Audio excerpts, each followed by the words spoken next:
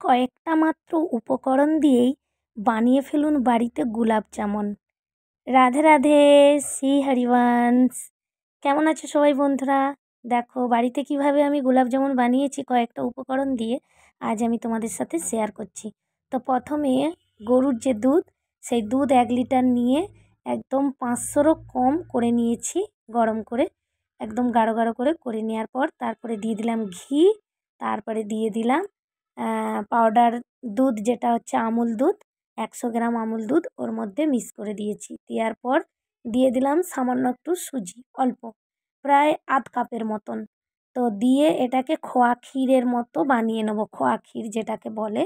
এটা শক্ত শক্ত করে বানিয়ে নেবো। এটা সবসময় নেড়ে তারপর একটা ডো মতো বানিয়ে নিয়েছি। শক্ত করে বানিয়ে নিয়ে এই যে বড় বাটিতে ঢেলে নিলাম। এই ডোটা দেখতেই পাচ্ছ তোমরা। আর ডোটা একটু হালকা হালকা গরম আছে, তাই আমি ঠান্ডা করার সময়ও দিচ্ছি না, কারণ এটা সন্ধ্যাবেলা বানাচ্ছি, তো এই জন্য। তো এই ডোটাকে আটা দিয়ে আমি মাখিয়ে নিলাম। পারলে তোমরা ময়দা দিয়েও মাখাতে পারো, কোনো অসুবিধে নেই, কারণ আজকে আমার বাড়িতে ময়দাটা বাড়ন্ত হয়ে গেছে, তাই এই মুহূর্তে আটা ছিল, আটা দিয়েই আমি বানিয়ে নিয়েছি। তো ময়দা দিয়ে বানালে আরও একটু ভালো লাগতো, আরও হয়তো সুন্দর হতো নিশ্চয়ই। তো দেখো, আর তারপর একটু হাতে ঘি নিয়ে 4-5টা মাখিয়ে তারপর ছোট ছোট বলের আকারে করে নেব, যেটা মিষ্টির আকার বলে। তো একদম ছোট ছোট করব, কারণ চিনি জলের যে সিরাম হবে সেই সিরামের মধ্যে তো ডোবাতে হবে, ওটা আবার ফুলে বড় বড় হয়ে যাবে। তো এই যে দেখো, আন্দাজ মতো আমি 2 কাপ চিনি জলের মধ্যে এদিকে দিয়ে দিলাম, আর 3টা লং থেঁতো করে দিয়ে দিলাম, এলাইচ, এলাচ থেঁতো করে দিয়ে দিলাম। আর এটাকে ভালো করে ফুটাবো, ততক্ষণ ফোটানো হবে যতক্ষণ না একটা চিটচিটে ভাব আসছে ওই সিরামে, হালকা।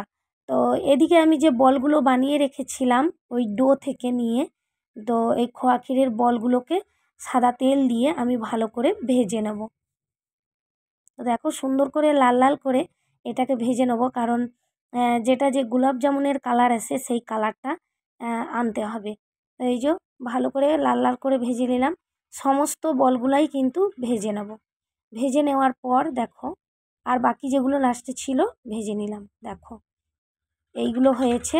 তো গরম গরম যে সিরামটা ওই বেলার মধ্যে ঢেলে দিলাম।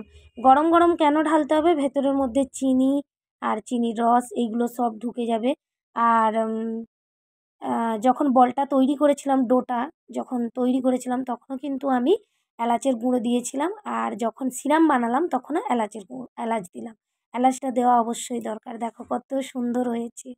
তো কেমন হয়েছে আজকে বাড়িতে গোলাপ জামুন আমাকে কমেন্ট করে জানিও। রাখছি। রাধে রাধে।